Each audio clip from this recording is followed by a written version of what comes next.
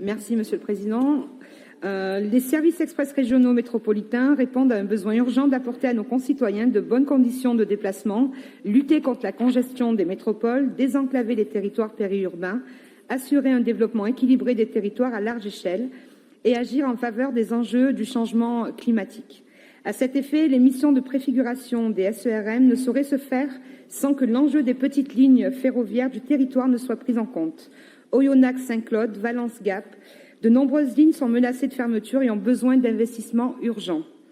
Il s'agit du train du quotidien pour des centaines d'Auvergnats et Rhône-Alpins qui ont organisé leur vie personnelle et ou professionnelle autour de ces moyens de transport.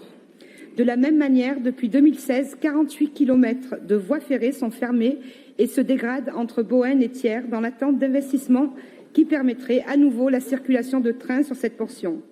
Depuis 2006, la réhabilitation de la ligne du Tonquin, reliant Évian à Saint-Gingolph en train est en discussion sans que rien n'ait été engagé.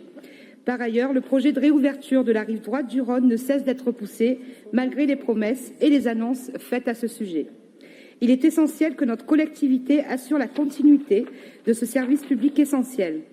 Dans le cadre de la préfiguration des SERM, nous demandons que la question des petites lignes ferroviaires du territoire ne soit pas laissée de côté afin que le train soit accessible à l'ensemble des Auvergnats et Rhône-Alpins.